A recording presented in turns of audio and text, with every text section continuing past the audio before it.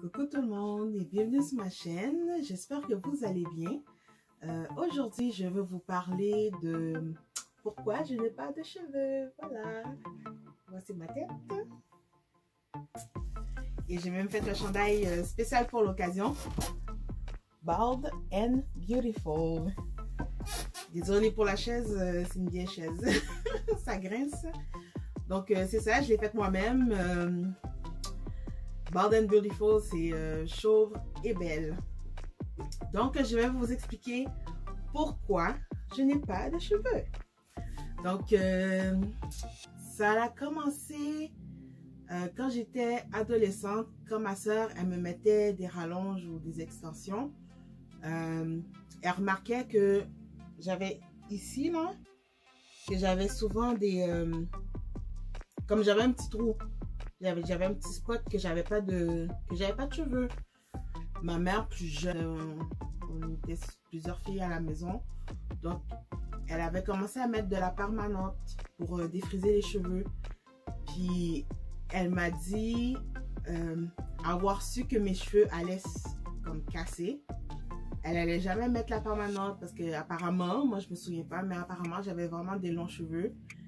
Puis dès qu'elle a mis la permanente, après ça, ben, j'ai toujours eu des problèmes de cheveux, exemple des chutes de cheveux. J'essaie de trouver la photo. J'ai une photo que j'étais adolescente et j'ai dû me couper les cheveux quand même assez courts. J'ai fait comme une coupe champignon, vraiment court, parce que en arrière, j'avais tout le temps des chutes de cheveux là. Sur les côtés ça poussait, en avant ça poussait. Mais jamais en arrière, juste ici, là. Jamais en arrière, ça cassait tout le temps. Donc, c'est ça. Je reviens à ma soeur, quand elle mettait des rallonges, elle remarquait que j'avais souvent un spot que j'avais pas de cheveux. Un tout petit trou, là, que j'avais pas de cheveux. Puis, je sais pas si c'est relié. Mais j'étais extrêmement sensible du cuir chevelu. Donc, quand ma mère me coiffait ou ma tante, c'était très sensible. Je pleurais là, je criais, je hurlais. Mais comment je pourrais dire, pas nécessairement que elle tirait fort. Bon, c'est sûr qu'on s'entend que toutes les mamans haïtiennes, quand ils brossent les cheveux, coiffent les cheveux, c'est avec zéro délicatesse. Mais j'étais très sensible. Donc quand j'ai commencé à travailler, on va dire 19-20 ans, j'ai commencé à travailler. Quand je faisais faire mes cheveux par des coiffeuses, honnêtement, c'était... Bon, c'est sûr, là, j'étais trop vieille pour commencer à pleurer. Mais c'était extrêmement douloureux. C'était douloureux. Puis, au fur et à mesure que je grandissais, ben, le trou ici s'élargissait. Ben, devenait plus gros. Puis, c'était toujours sensible. Ici, là, c'était toujours sensible. Puis, j'ai essayé plusieurs produits, plusieurs traitements. On parle de... Je vais essayer de trouver les produits, mais il y avait le sulfure, il y avait le sulfure 8, il y avait le Air Pousse Plus, il y avait le liquide vert là. Je ne me rappelle plus comment ça s'appelle, mais il y avait le liquide vert, j'essaie de mettre une photo. Il y avait ce liquide là qu'on mettait pour activer la pousse des cheveux. Ça poussait, mes cheveux poussaient, mais c'était toujours en train de se casser, toujours se casser. Mais mon cuir chevelu était toujours sensible. Je me souviens, et ça là, ouf!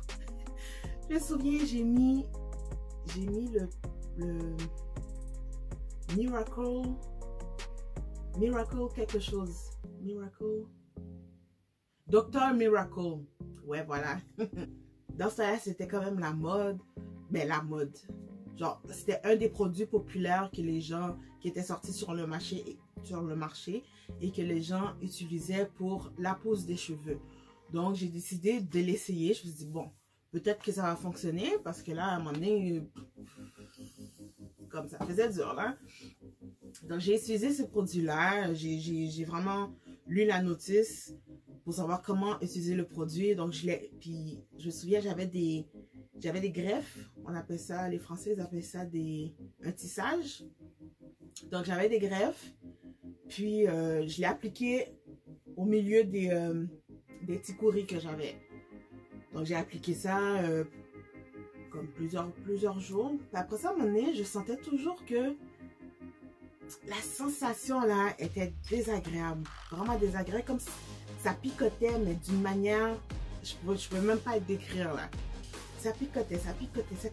Après ça, à un moment donné, ça faisait mal, mais ça faisait mal. Puis c'était comme, oh mon Dieu, qu'est-ce qui se passe? J'avais mal à la tête. Puis quand je toussais, c'est comme s'il y avait des croûtes. J'avais demandé à mon copain, comme, est-ce que tu peux regarder? Parce que moi, je peux pas voir là, qu'est-ce qui se passe sur ma tête. Fait qu'il a regardé, il a fait, ok, c'est vraiment pas joli. Là, on dirait que t'as plein de blessures là. Fait que là, je suis comme, ok. Je suis allée chez le médecin, je suis allée voir le médecin. Puis, bon, c'est une personne, un médecin blanc, mais elle-même, bon, j'ai expliqué, c'est pas mes vrais cheveux, c'est des greffes et tout. Puis j'ai appliqué un produit, puis on dirait que ça a comme brûlé, ça a vraiment brûlé mon cuir chevelu.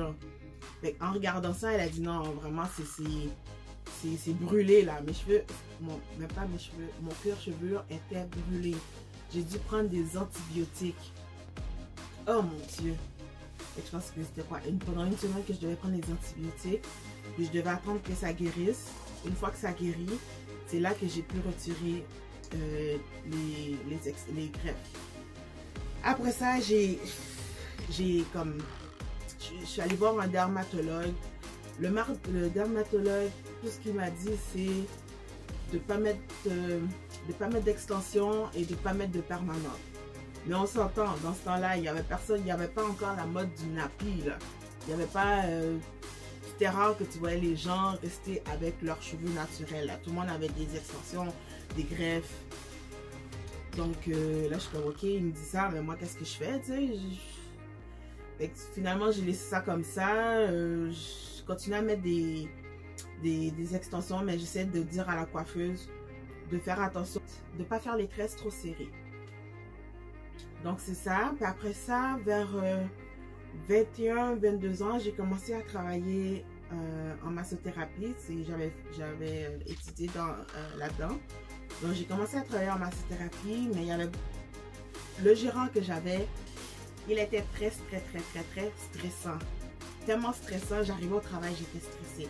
J'arrivais chez nous à la fin de la journée, je travaillais toute la journée, genre je pouvais faire comme 7 massages par jour. J'étais fatiguée, j'étais épuisée.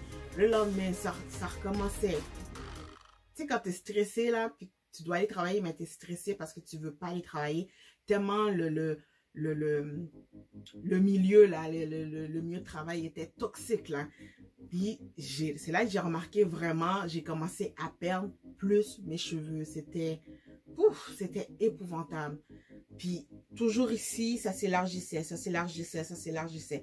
Tu vois, là je sens, je sais pas si on peut le voir. Non, hein? Parce que ici,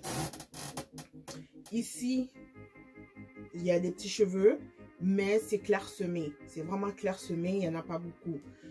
Ici, j'ai plus rien. C'est lisse. En arrière, ici, je le sens. Je sais pas, non, on le voit pas. Je le sens. Mais bref, je reviens à ça après.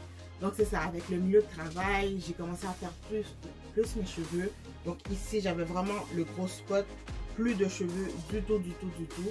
Donc, qu'est-ce que je faisais? Comme j'ai appris à faire moi-même mes cheveux parce que j'étais gênée que une jeune femme noire perde ses cheveux, puis t'en entendais pas vraiment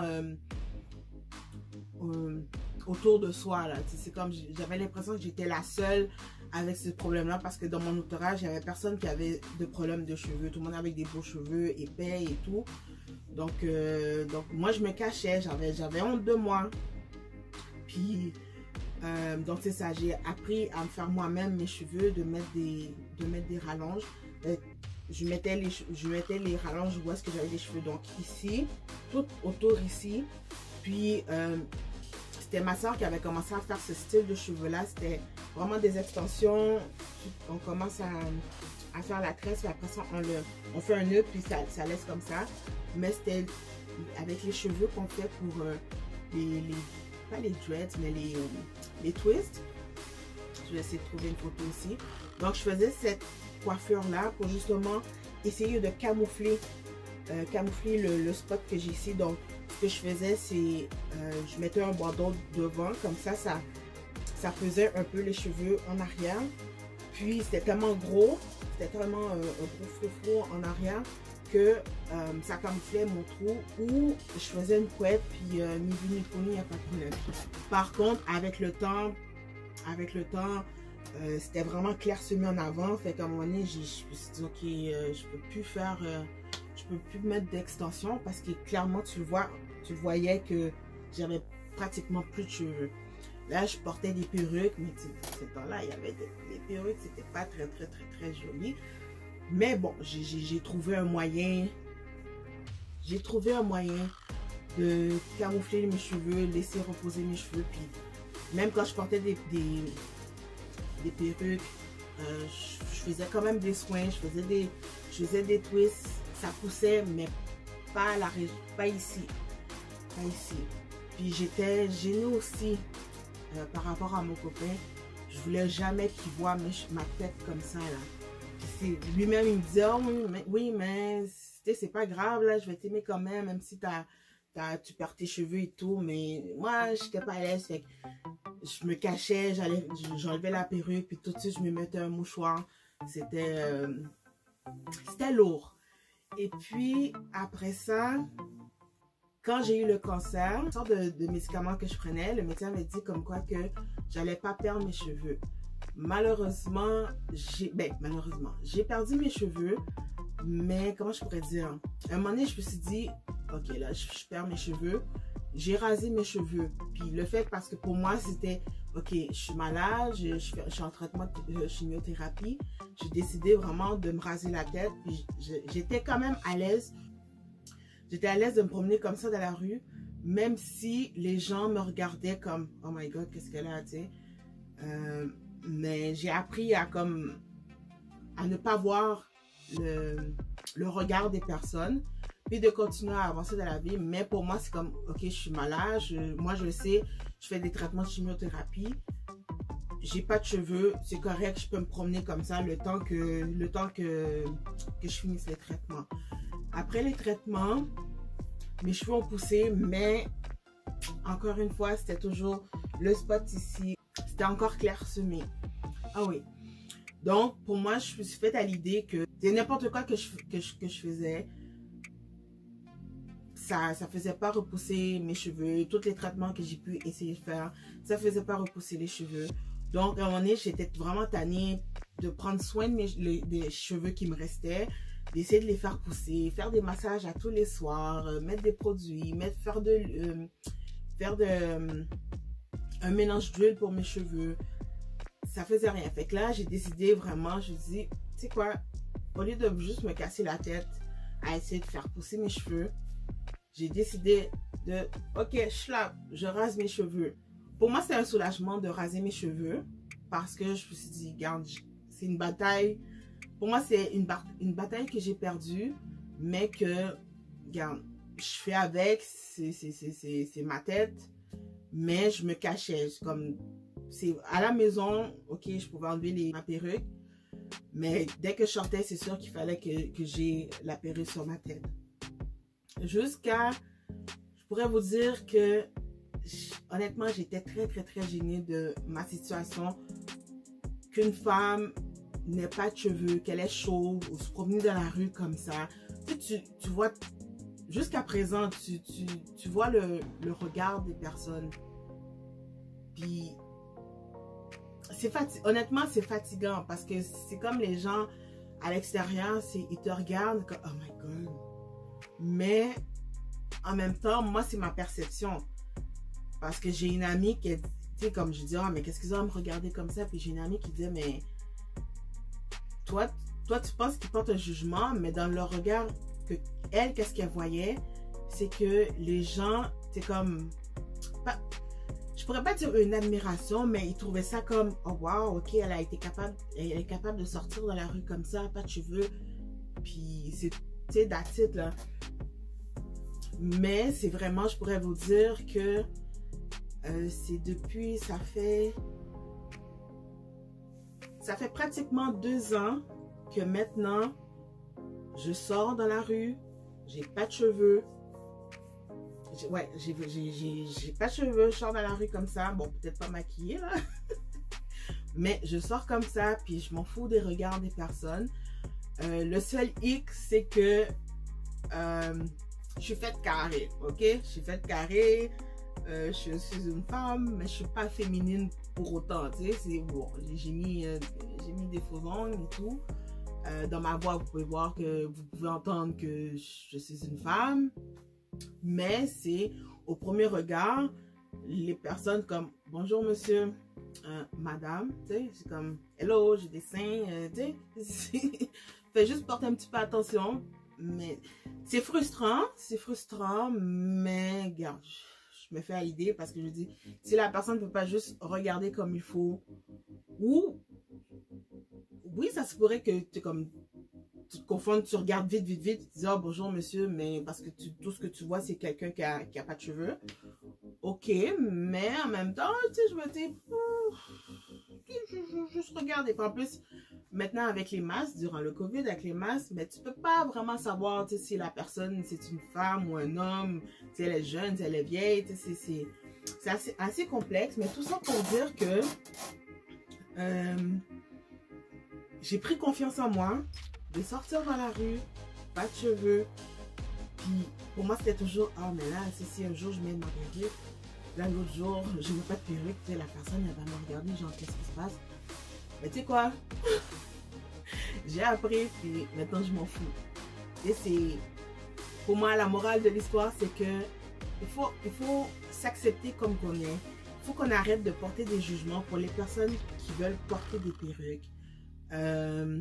C'est ça. Il faut s'apprendre à s'aimer soi-même. Puis de s'en foutre, si on peut dire ça comme ça, de s'en foutre de ce que les autres vont penser de soi.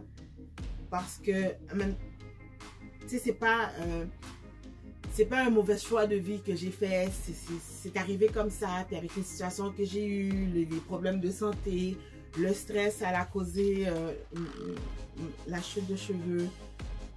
J'ai beau essayer de faire n'importe quoi, ça ne veut pas repousser, je sais pas, mais j'apprends à m'aimer.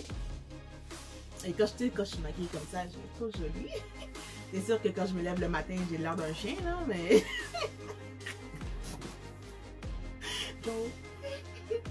Fait que c'est ça, fait que voilà pourquoi je n'ai plus de cheveux.